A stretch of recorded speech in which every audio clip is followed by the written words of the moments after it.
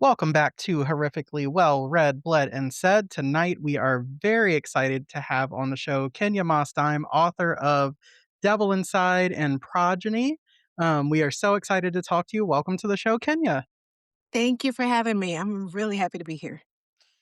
Yes, your book or your The Devil Inside was, something that I can't say I've read anything like it, and but at the same time, I wanted more of it because it's a shorter piece and you said it was originally released, but, 2016, 15, yep. 15, so Mhm. it's been out for 10 years, so we're getting the re-release, Yeah.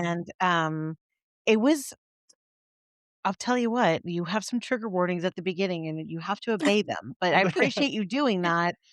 And then with knowing that, I was able to really go in and enjoy it.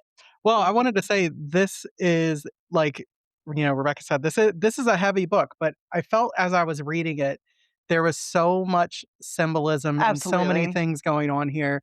But first, I just want to say, like, in a just a couple sentences, when someone says, "I want to read this book," what do you tell them it is about? I have to be honest with them. I tell them it's about a chemo patient that turns kind of monstrous, and it's kind of a sensitive topic. So sometimes it is hard to talk about it because I don't want to offend people. And it's based on my experience because I'm a cancer survivor. Okay. But it's sometimes it's very uncomfortable talking to people about it. But that's the story I wanted to tell, and Yeah. I told it. So it's like, here, this is what it's about. It's a chemo patient who's affected by the chemo, and she kind of turns into something, that she didn't expect to turn into. Mhm.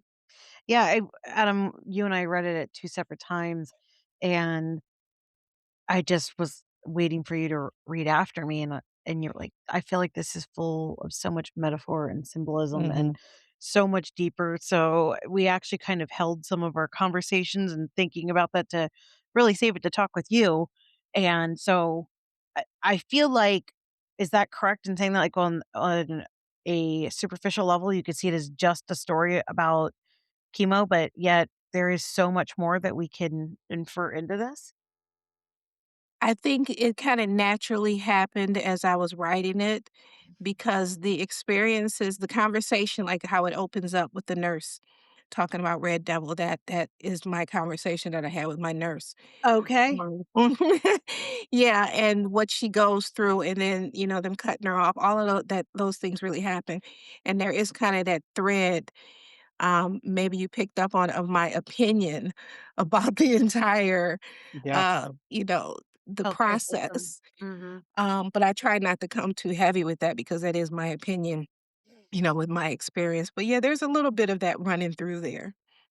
Well, there's definitely, and I think anyone that has had any kind of extended, contact, whether themselves or through family members with the healthcare system. But I would imagine, especially in a situation like this where you're getting sort of a constant scheduled, care, that there's this weird dehumanization of it and like a very like almost like it's so like get the tube, put the thing on, this and that. It's like, Mhm. all of those things kind of make you feel so much less than human than you are like this product that they're putting something, into and talking about, right? But at the same time, I Mhm. thought that the nurse is so Yeah. loving and kind, and it took me back to experiences with, my dad being in the hospital where he needed a blood transfusion, and the nurse came in with, the bag of blood in her hand, and she was like, "Did you want me to use the IV, or did you want me to get you a straw and you can have it as like a Yeah. sippy cup, or is Capri it like Sun. a Capri Sun?" Yeah. And it was, it was infusing the humor, but it was like and in this section, the reason I'm bringing this experience up is she was like, "Okay, I'm gonna stand here because if your body rejects the blood, like, we'll know in, like, 5 minutes whether, like, we need to basically send you running to the ER."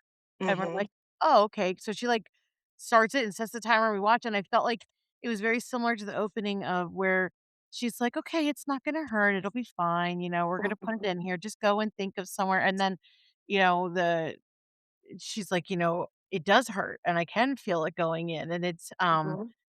But at the same time, it's like, what are they supposed I don't know what's better to say, like, to deny your reality, to make it, optimistic to think, "Oh, it's not gonna be as bad," and then Yeah.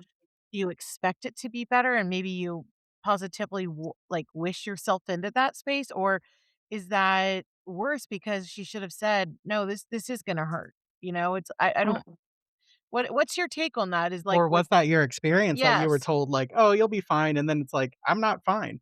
Yeah, yeah. I had the best nurses. They were very open and honest for the most part, but a lot of it is mental because if you're afraid, it hurts worse. Anything hurts Mm, worse if you're afraid, even if you're just okay. going for, a regular shot. If you've already done the research and you've built up all this stuff in your head and you're already expecting the pain to come, you're gonna feel the pain no matter what they say. Mm. Um, but I had the best team of nurses, and they were very honest with me for the most part.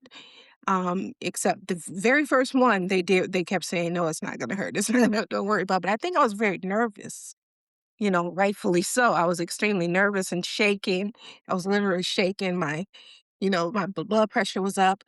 But Absolutely. I had other nurses who like, just told me some inside stuff that they said, "Look, I'm gonna tell you this, and don't tell anybody that I told you." So it's all about your experience. Your nurses can really make or break your experience for any Absolutely. procedure. I don't care if you're just having a was it hangnail? Is that what they call it on your toe? Yeah, If you're just having that ingrown removed. toenail or something. Yes, ingrown toenail. Uh-huh, that It can hurts. I've make or had break that it. procedure done. I was Oh like, my "Just take gosh. the toe next time, okay?" Mhm. Yes.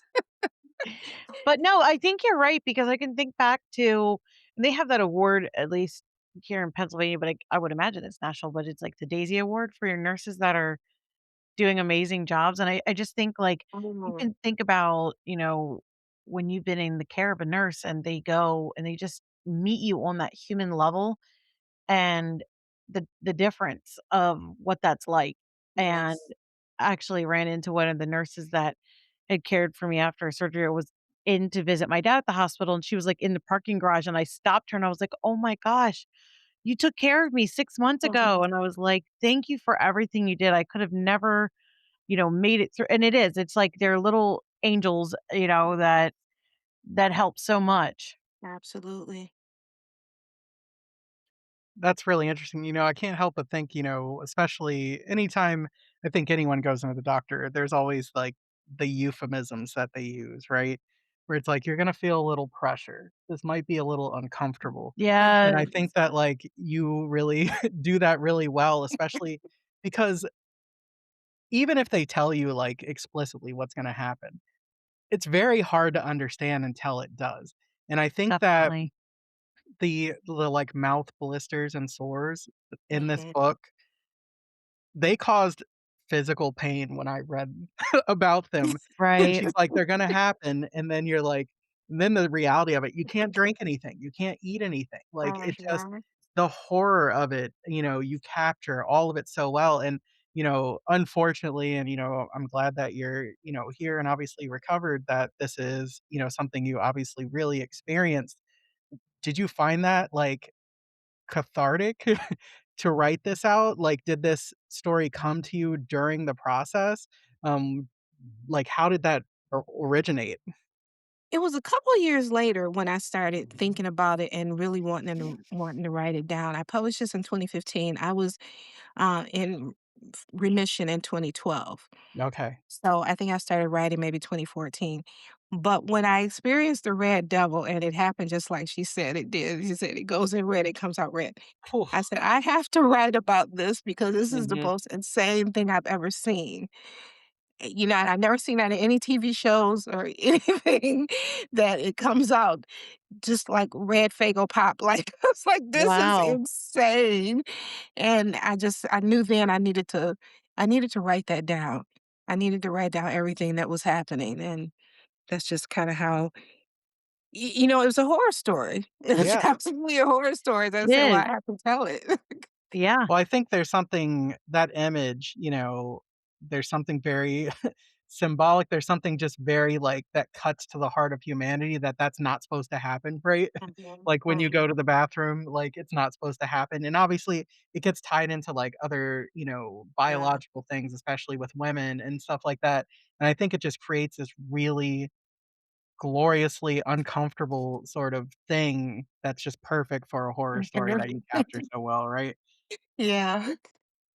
Um, and so then I think the other interesting thing, when we get into this story and sort of the way that, your main character is already very, like, cut off, right? Mhm, Obviously, at the beginning, she wants her mother to be called. She doesn't understand why no one's there with her. And I think, like, being in the hospital is already this really lonely, isolating thing, and then you mhm. add on to it that obviously, like, loneliness is a normal thing for this character, like, it was a really interesting sort of psychological, uh, sort of dive into someone as well. Yeah. Yeah, and she was used to kinda being by herself and then having her connect with her neighbor. It was kinda sweet in my head the way it was playing out, and I tried to weave a little bit of humor in there as well. I think it is With that, like, super dark humor, and, you know, y it says right at the beginning there is, um trauma to animals, and I know that for so many people, that is, like, a huge trigger warning, and Mhm. It was. And then I'm like, "Of course, she's gotta pick cats." Okay, I mean, maybe cats are better than dog I don't know. I don't know, but the fact that you told me, I was Yeah. like, "Okay, I could prepare for this because I was reading another book and they didn't say anything, and I was, like, very upset, and I told the author, I was like, "You should have said something, like, you put the animal inside of a microwave."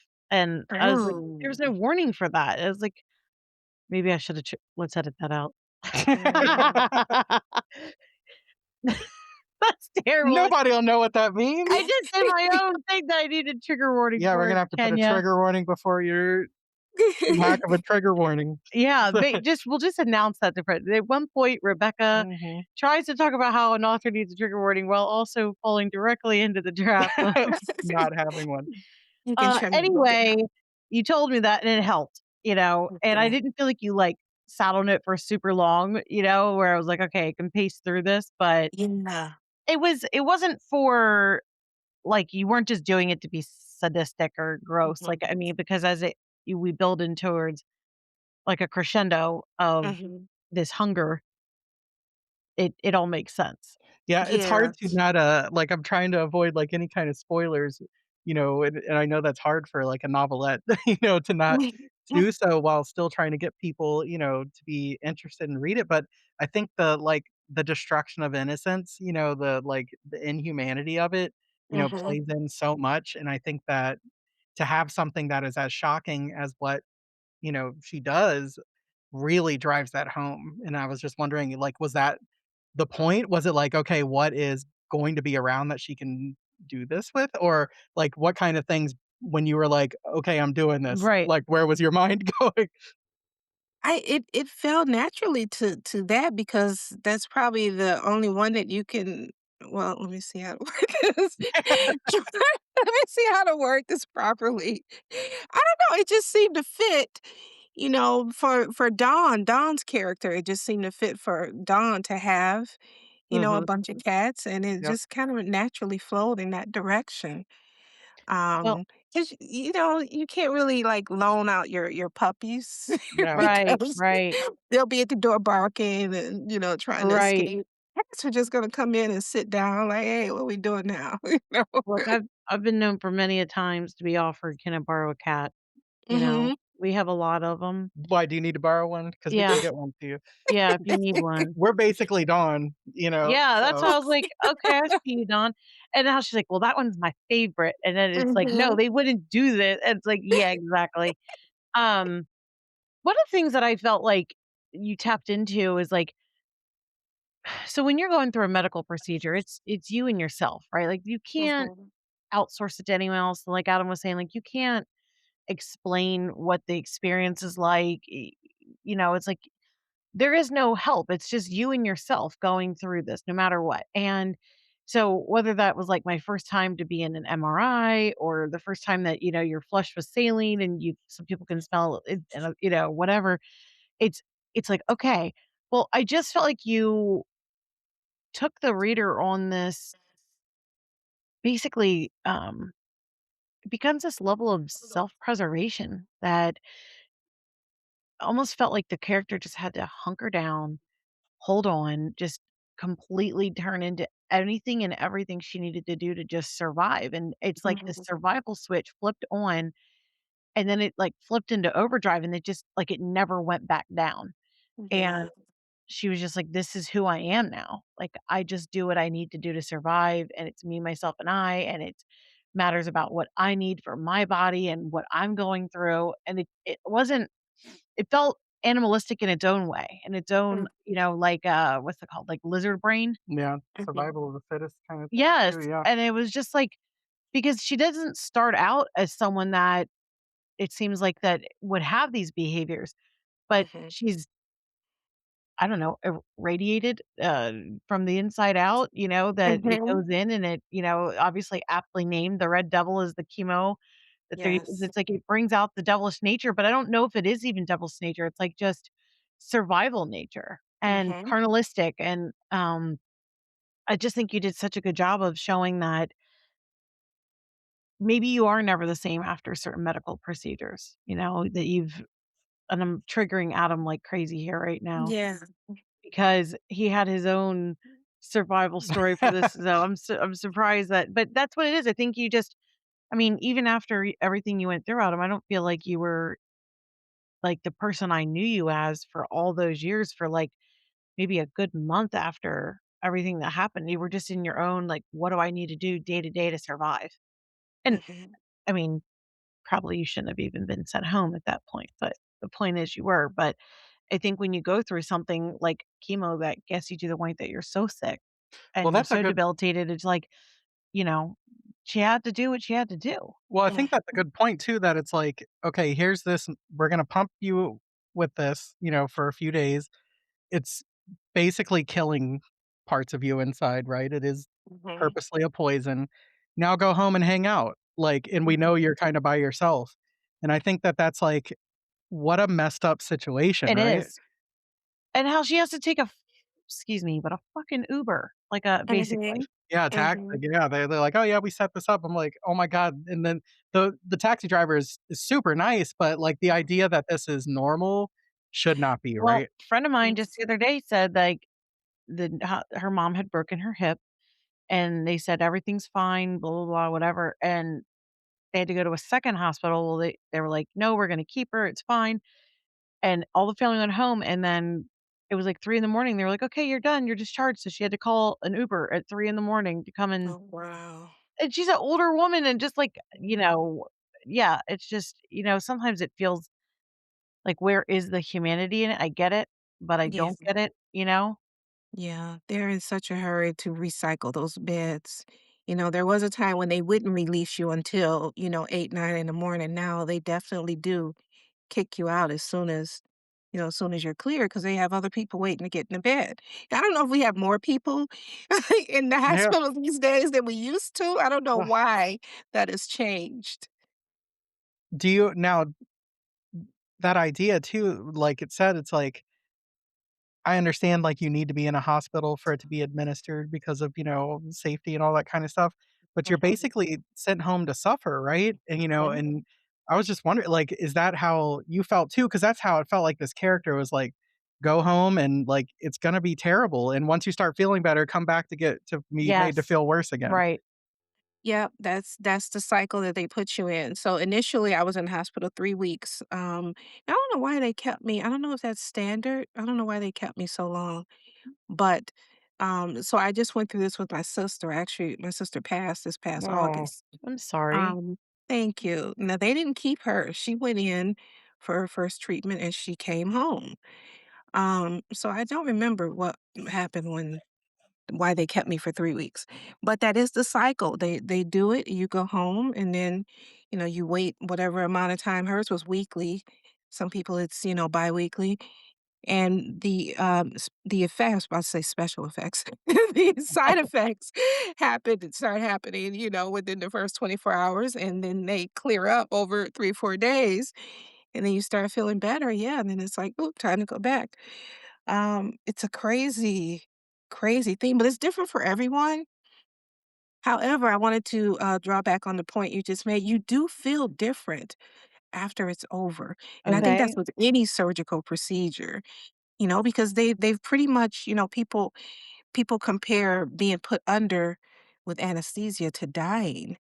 So it's like they almost, you almost die for a Oh, certain amount of time while they cut you open and work on you and then put you back together.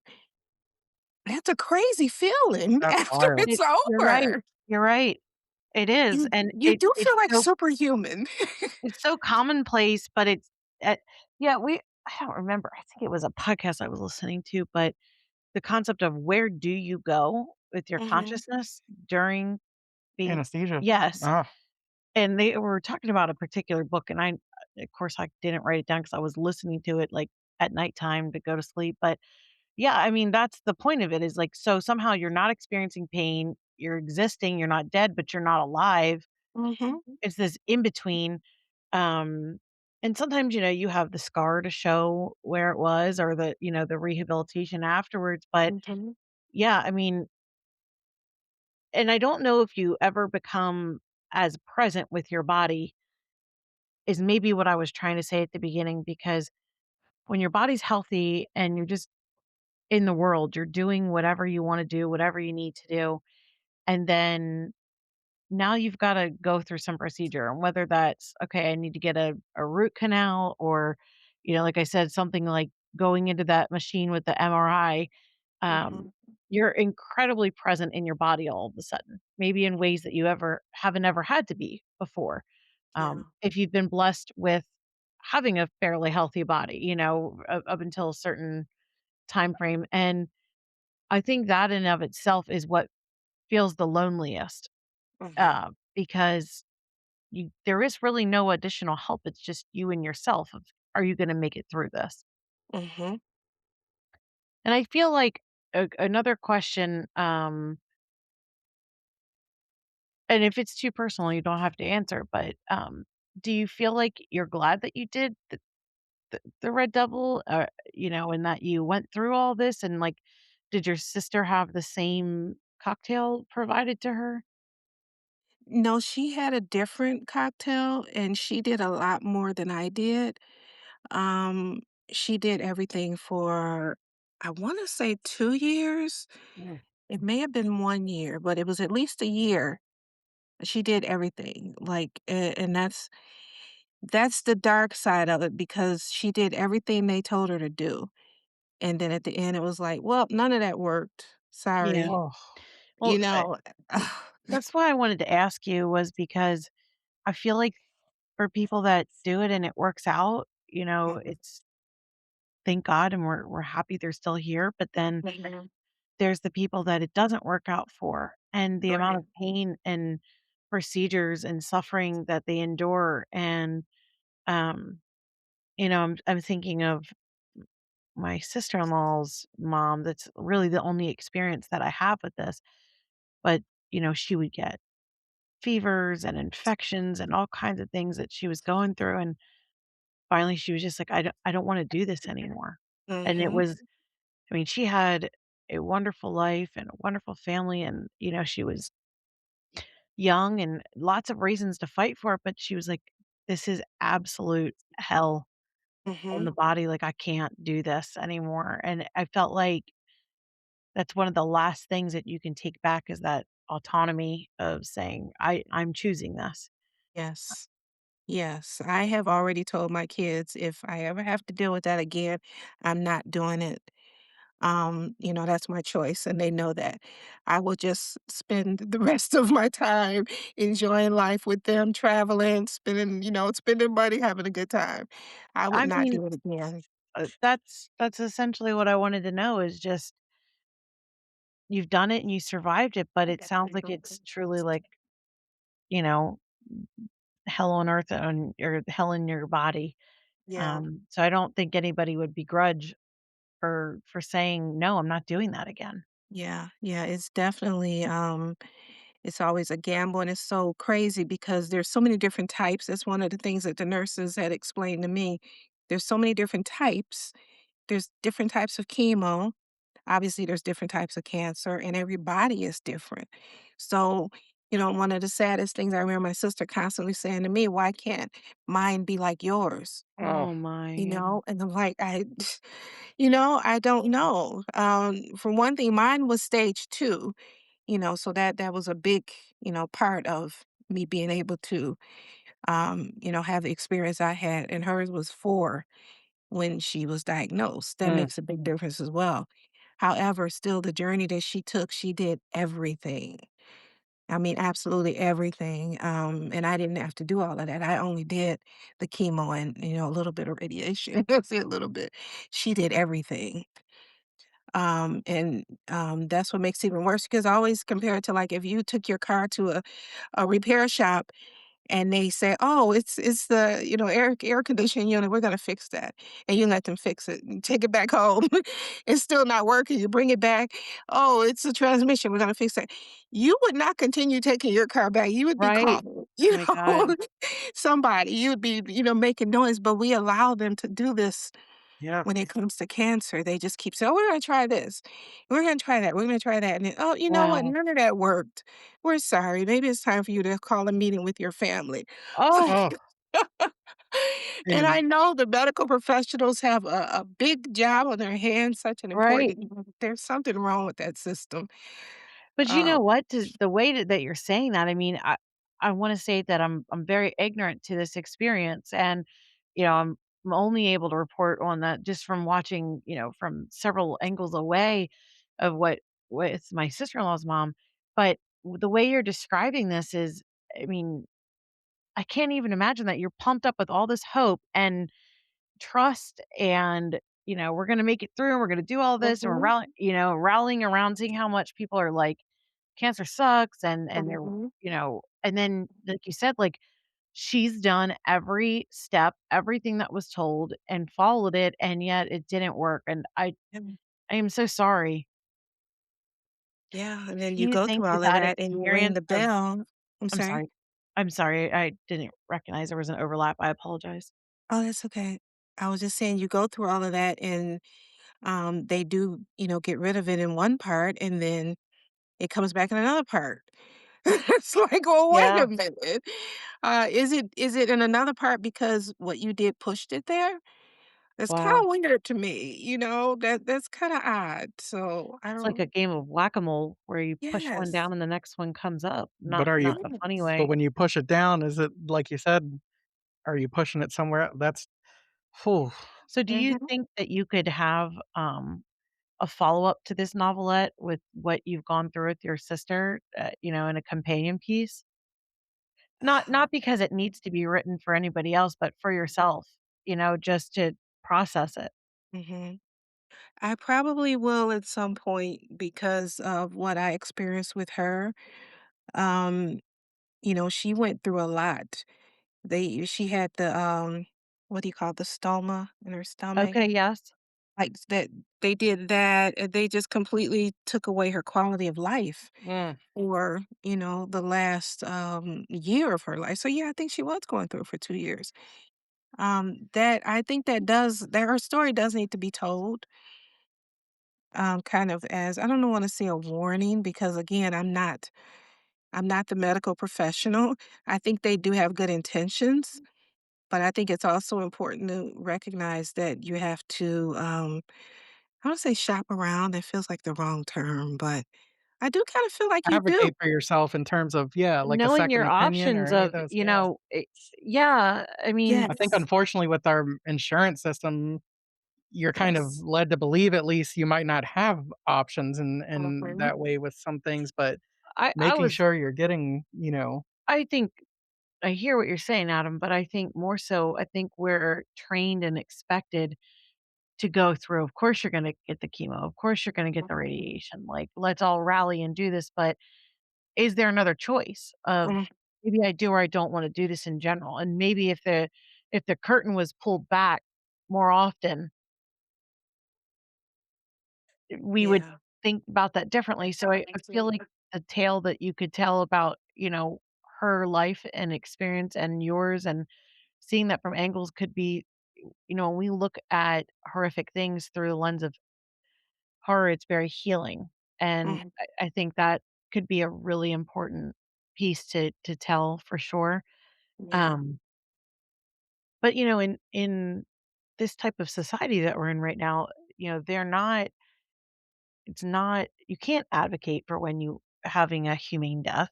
I mean, it's considered to be illegal. Mhm. You know, Mhm. you I read a piece a few years ago of a woman that knew that if she just stopped eating and drinking, essentially just the full like dry fast for days, that her body would naturally shut down because she had this life-ending disease. And she was like, I'm gonna end it when I want, and I'm gonna do it in this way because my doctors won't allow me to, decide when I'm ready to go. And I think Mhm. that's really shitty because we give more quality of life to pets Yes. and deciding when they're in too much pain, but we expect other human beings and our To loved suffer ones to the to last just minute, yeah. yes, and for the hope and the possibility of getting better. Mhm. And I think that that's what your story really encapsulates for me, Kenya, was like, sure, you can do all this, but are you ever going to be the same again?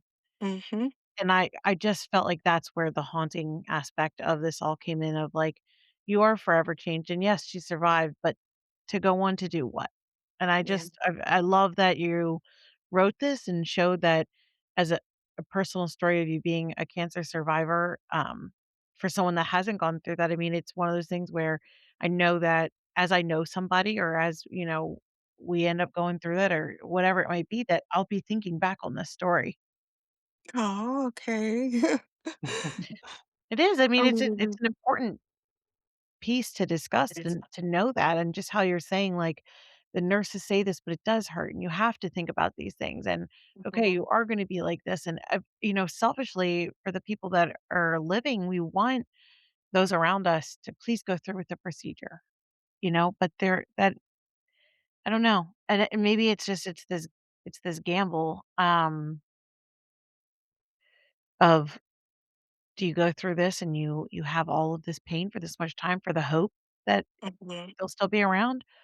It's just it obviously, there's no guarantees, and it's obviously incredibly touchy, and each case is completely different, but I love that there's even a possibility that you'll explore, is there another choice? Mhm. Yeah. Yeah.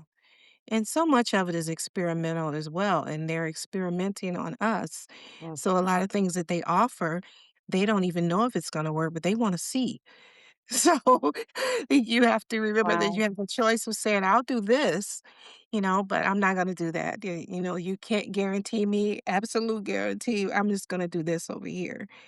Um, I saw my sister just do everything, everything, because she was trying to save her life.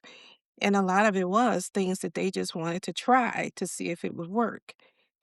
Well, that's interesting because when I read this book and also, to bring in progeny a little bit, as well, this idea of bodily autonomy and in progeny, there's, some themes of sort of reproductive and women's, Mhm.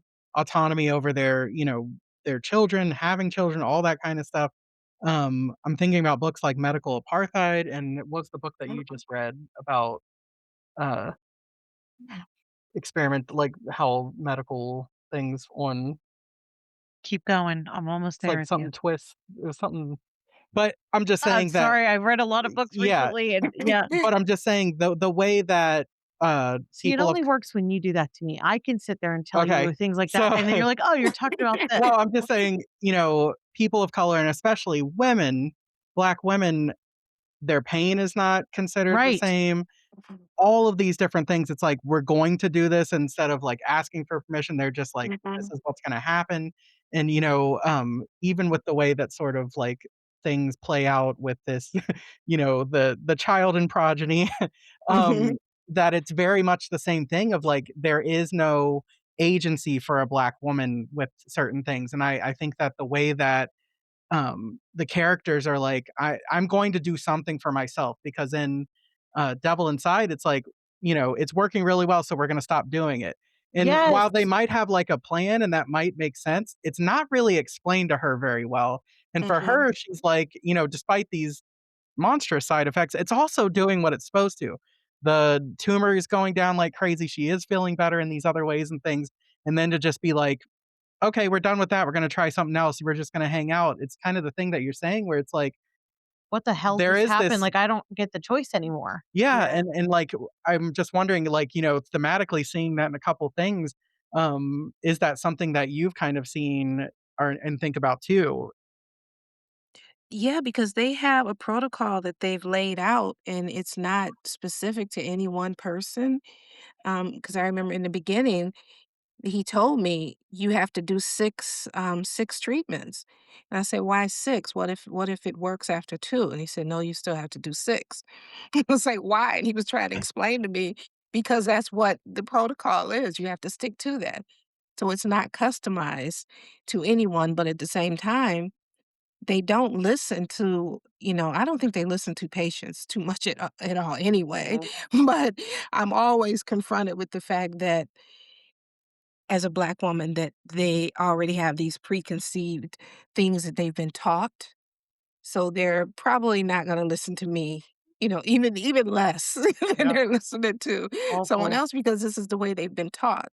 Mhm. There's so many layers in there. No, I mean, first of all, the things that have been in the news recently about specifically Black women and their pain being marginalized in childbirth areas, um, has just been obviously things like this have happened for a long time, but I feel like with the use of social media, you're able to hear about things and experience more testimonies and first-hand footage, that people are recording, that Mhm, it's really showing how I don't know, dehumanizing, mhm, um, just horrible, and then I don't know, when you said, like, it keeps going at 'em and it was like it's working, I felt like there was a part in the book where the main character was I don't know, in my head, like, I've watched a lot of Marvel and stuff, and I felt like she just, like, hulked out and was like, I took this into my body, and it would have harmed other people, but I took it in and I transmuted it, and it's like, I mhm. can take it now." It's like, "That is my fuel, that is my jam." It's like, "How dare you take this away from me?" It was I don't know, it was like she metabolized it in a way that changed, and I felt like she just, like, hulked out to it, and, you weren't gonna take that away from her, and it was like Yeah, finally she had this empowerment, and how dare you take it away? right, and I'm gonna find a way to get some anyway and do it Right, myself. right. The ice pick surgeon was the one I Oh, was that talking is about. the Yeah. one. Yes, it Mhm. is, I'm sorry. Yeah. You know what? Thank you, because Uh-huh. I would've that wa okay, yes. Yeah, That book so is wonderfully horrific with lots of stories of in science, Kenya, of the amount Mhm, of absolute bullshit that they've, tested on and the amount of mhm. racism that's in science, towards race and also towards women. Um, But it's like you said, where it's like, it's horrific. "We wanna test this, you're here, okay, Yep, let's do it." mhm. Yeah, And it's like and it's not really open that that's what's happening. You mhm. feel like the doctor's telling you the thing that they think is gonna heal you, when in fact they're like, "Not really sure, but I'd like to try." And it's like, You know "I what? don't wanna be your guinea I'm pig." a little Mhm. curious. It's like Like, this is my life, this is your yes, profession, like, right. what are you doing, right? It's kind of rotten, really, when you think Yeah, about it. And I Yeah. know yeah. that probably to do the job, you have to have some dissociation Mhm. Mhm. because how else do you make it Especially as how else if do you're you an make it grow? oncologist, you're probably seeing a lot of Right, suffering and that, but, right. like, I don't know, it doesn't fit, like, it doesn't Mhm. sit well hearing about it. Yeah. Um, yeah. Well, now I'm really interested and I didn't get to read The Progeny yet. So, first of all, always been one of my favorite words in the English language.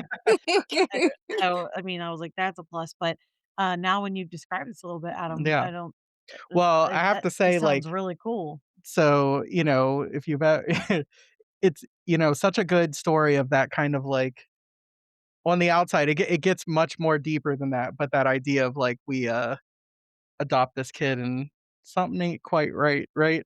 You know? And it just gets creepier and creepier, and there's so much more to it, and I think, like, between this book and that and having read Prodigy, I'm like, "Man, you nail it." Progeny? Progeny, yeah, Yeah. and you nail an ending, Kenya. I love it. Is that, like, when you're sitting down to write something, are you, like do you just kind of write and it comes out, or do you have, like, a end game in mind when you start? I always have an end game. I have an outline and an end game, but it changes as I start writing. I don't stick to it at all. I never stick to it. I just let it go wherever it wants to go. I love that.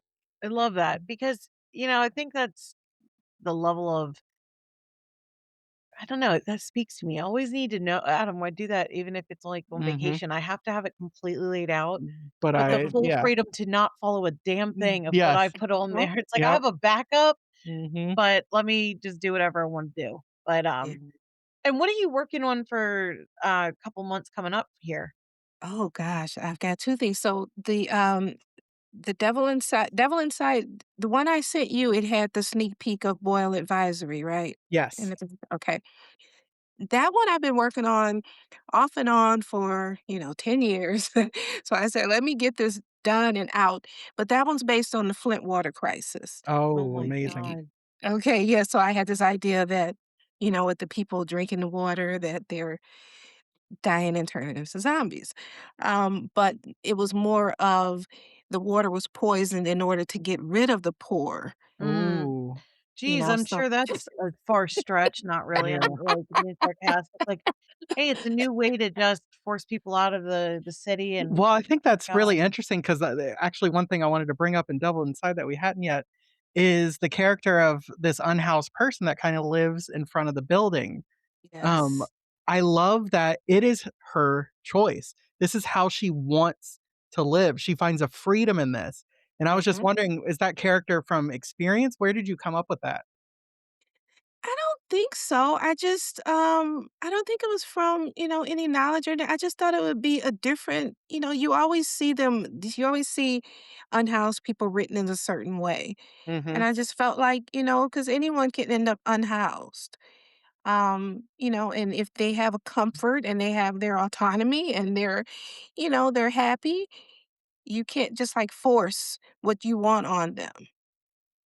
And that's the way I wanted that to come out. I wanted to play out a little bit differently. Yeah, because there's that moment where she's like, I generally, people, it it's kind of intimated that people are like, "Oh, come in, come maybe, like, stay the night, here's some Mhm. food," like, that kinda stuff, and she says she's very particular about not doing it because she Mhm. doesn't want those ties. She kinda doesn't wanna play into this, like, capitalist system, right? Right. You can't trust everyone who says that because people will take advantage of you and I've even heard of people trying to use, people like that for sport. Mm, It's such a weird world, but yeah, if you can be happy and have your comfort and you're safe, I don't know. I think people have there's a stereotype about it. mhm, And especially definitely. obviously if you're in a warmer climate too. Let me put Yeah, that out there. it's It depends different, on a yeah. lot of things. Being in But Georgia and being in Michigan is probably very different, yes. right? So Yes, absolutely. Because I know when we were in, first and only time I was in LA, we actually did talk to some people because they were on the street playing music and things like that. And they were just like, "This is just what we do. We live over there." They're very happy and, yeah, they're comfortable as long yeah, as that's there's really interesting. safety. Yeah, Yeah. um, you're a teacher, right?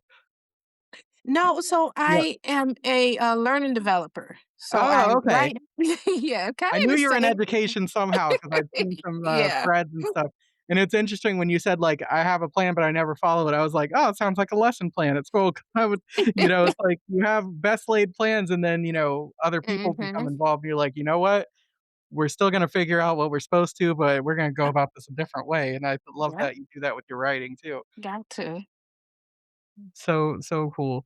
Um, so you've been doing this for a while, obviously, if this has come out, 10 years ago, other things. Um, and you kinda do this yourself, right?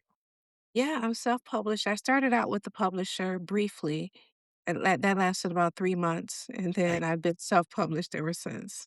And, what Sorry, are the but pla everything I'm hearing lately, like, That's a good thing, it's yeah. a very good Well, that's what I thing. wanted to say. It's like, we kinda talked about that character, like, there's a freedom there that when you're done and you're happy with it, it can come out, whereas, like, we've talked to other authors, and it's like, it's 2 years Yep. before it sees the light of day Mhm. in readers and things. It's like, you kind of can publish works that are the length that it needs to be, not what they tell you it needs to be in those things, so, just wondering, um, what do you like about it? Do you wish you were, you know obviously you said you were with a publisher for a little bit. Do you ever wanna go back to that, or do you like sort of the model that you have your career going? So, Prodigy is actually with, Trueborn Press, so I guess Right. I'm still yeah, so I'm hybrid, Mhm. um, but I like being hybrid.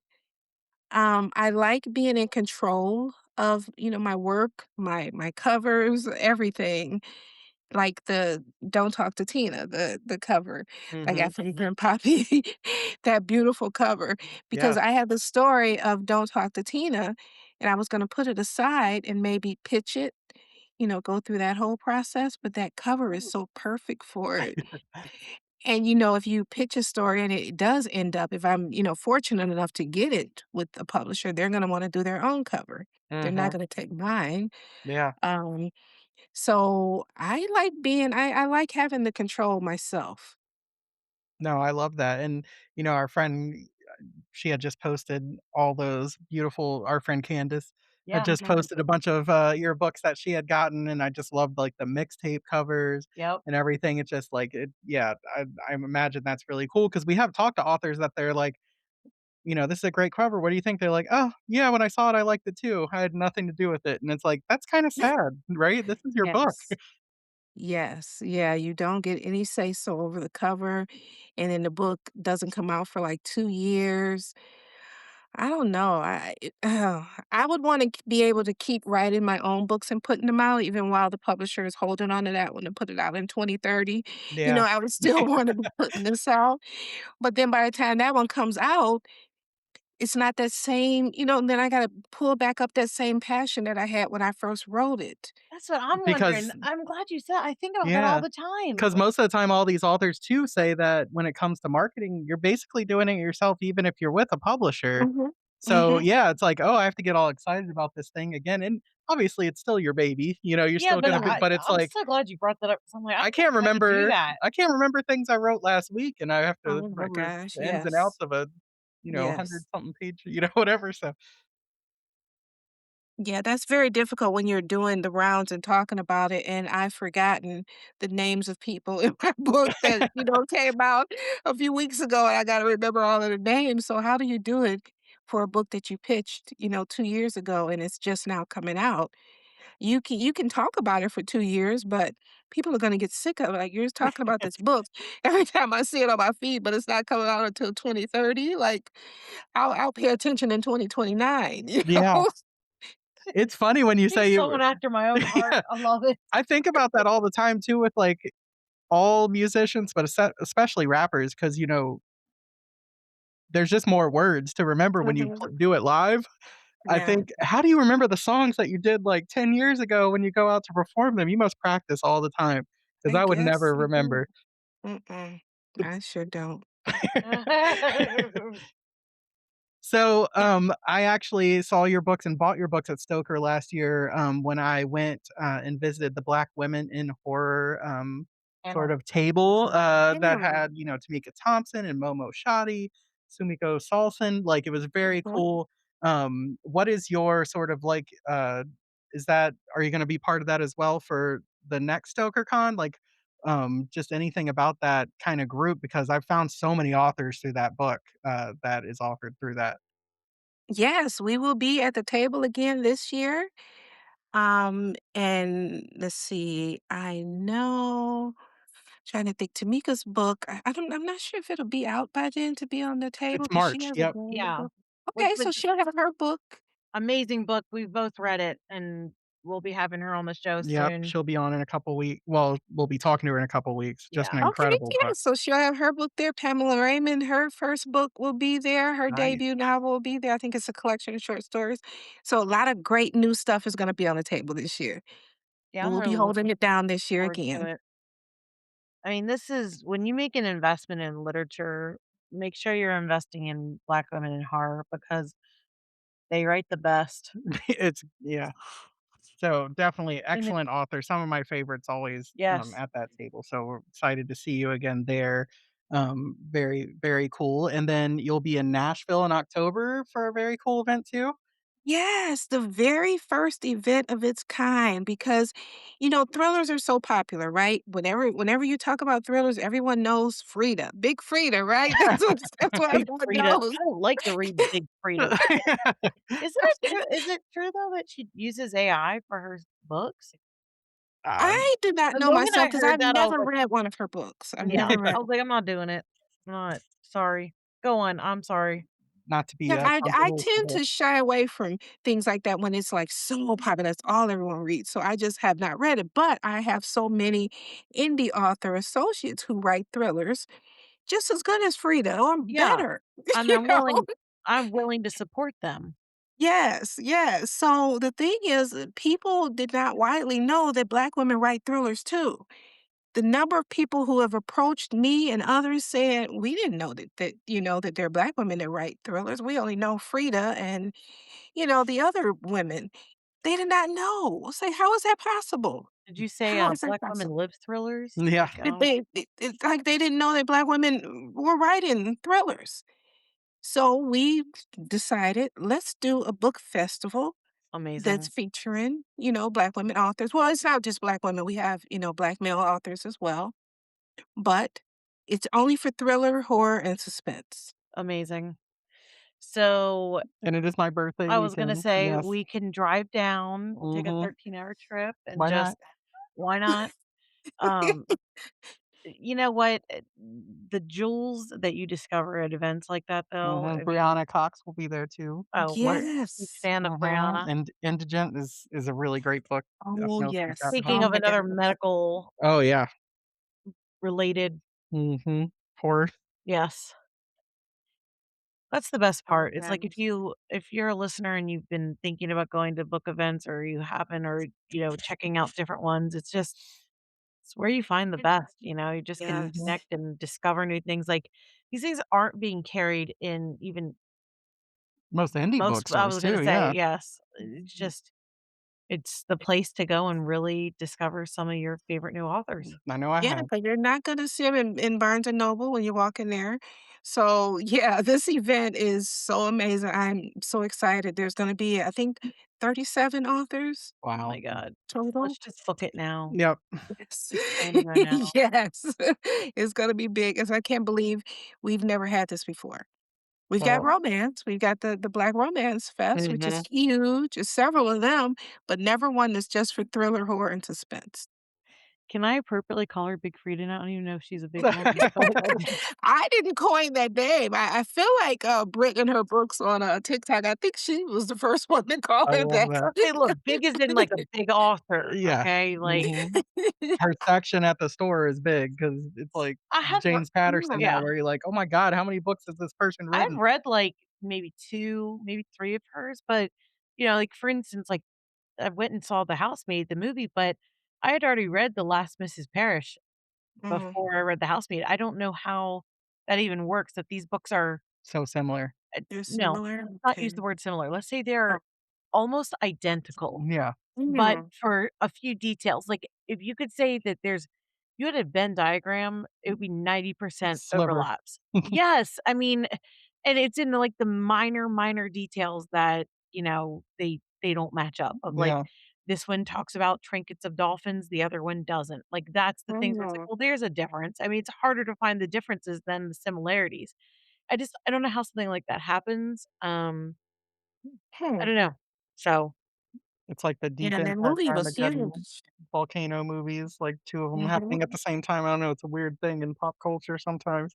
I well, it's like, they talked about that at, one of the events, like, sometimes there's just pockets of things that are written about, like Mhm. pies were popular and but that doesn't mean that they're copying each other, it's just Yeah, something in thematically the like there's some but this here, if you read those 2 books do you what you'd think you read the same book twice yes, I almost, was like, yeah. "I've already read this book. What's happening here?" Yeah, so Really? And they're weird. 2 different authors? There are Yeah, 2 different authors. The one is The Oh, Last wow. Mrs. Parrish, uh-huh, which is a great book, and Uh-huh. then The Housemaid, which mhm, got turned into a movie.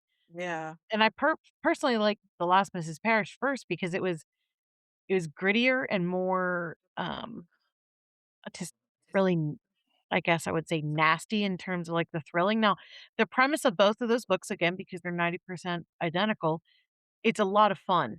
And whichever one you read, it is a lot mhm, of fun because as a reader, you don't expect what's yeah, gonna happen. And Uh-huh. I do think they did a good job with the movie, but I'm just saying in terms of, uh it's just odd, especially if you read them close together that it's yes, like, okay, yes. yep. So, whatever, to people But that that's that's what not they gonna enjoy, happen when you go that's what to I'm saying. If that's what you're but the it's that's not gonna happen. I just feel like there's the artistry, eh, when you're getting, books from other events, I mean, you're getting concepts talked about that you're never gonna get anywhere else, and I love that. There's a beauty to the the perspectives and the indie and different the yeah, self-publishing and all that, yeah, yes. Mhm. we're big indie people here. So, okay, sorry for my Frida McFadden tangent. It's actually never come up. Big Freed. It's never come up in, it's just, maybe she does her own thing, but I swear I heard she was one of the first people that said, like, she doesn't use AI exclusively, but she helps to craft it. I Mhm. thought I saw, like, a YouTube, like, So, some sort of interview, but TBD, we'll see. so we'll say If allegedly, you listen to this episode and you hear nothing of this, obviously it's because it was alleged. take yes, but that's a big thing to so anyway, we were such a pleasure to talk to you, and hopefully we will see you at 2 events, Yep, both in June and at Stoker October. and in You're gonna be October. sick of us. We never get sick of you guys, and you might wanna roll out into New Brighton, Pennsylvania I too know, for I'm gonna that. have to do some research on that. You said that's around when did you say that one is roughly? That one is June 26th, June 26th, okay, we'll and take a it's only look I from know it's at 6 not that to far too. 9. It's away. I a mean, real short one. that's a short Yeah, ride. That's like a 3-hour ride, mhm, Adam. We can do that. yeah, I think so. Yep, I don't know, going to book events like that, it has become it's almost addictive in a I way, was it's gonna so say, I fun, think yeah. it actually shapes your year in a way Mhm, that Mhm. when people, like, look to go on vacation or going to a book event like that is, like, such a wonderful escape, and it does, it shapes, like, it's before and after that, and it marks your year, like, what's the word? It it's scores really, it. like, restorative, like, It to your is. sort of, like, creative and emotional health to be Yes, the around people that work full such time talented and people. yes, it just feels like, "Ah, I really needed that." Yes. And we were on a path about, like, every 6 to 8 weeks, we were going to a book event. It's been a while. It's It's been been a since while. I'm November, but I'm in yeah. a funk, so we need to get these going, but yeah, I the weather has actually been weathering this year, Yeah, we and had it's some Mhm. actually been winter, mhm, so, I mean, I've been enjoying wintering, but I can't wait till to get out and and do a lot of these events and just support. It's gonna yep. be so much fun. Yes, I can't Well wait either. I did one yesterday really quickly. It was 3 oh, hours. I was so tired afterwards 'cause I think I'm out of sorts from Practice. not having done them all Mhm. winter. yeah. So, yeah, but that's cool, and where can everyone find you, socials, all that kinda stuff? Where can we find you? Of course, I'm everywhere. I'm on Facebook, I'm on Threads, I'm on Instagram, I'm on TikTok. Just look for either Kenya Moss-Dyme or Kenya Wrote That. Oh, I love Okay. that. Love And of that. course, my website, and you can go to my website, kenyamossdime.com or kenyawrites.com, which is easier to remember. You can subscribe to my newsletter. I send that out every month, and it's fully packed with everything that you need to know. Love it. Love it. Nice. Well, And Get Devil Inside Now, it's excellent, and when did you say when is Boiling Point coming Um, out? Boil Advisory should be out Oh, in March. Advisory, That's what I'm hoping. Don't March. Talk to Tina. I'm looking for May. Okay. alright. We're Alright, gonna be reading it, awesome. don't you worry. Yeah, And that's a YA. I meant to add that. Don't Talk to Tina is a YA fantasy horror. okay, awesome. Well, it was a pleasure, thank you so much for talking, and hopefully we can have you on, to talk about some other books in the future too. Okay, I'd love to. Thank you guys. Thanks, Awesome, Kenya. thank Have a good you. night. Bye. Okay, me too. Bye.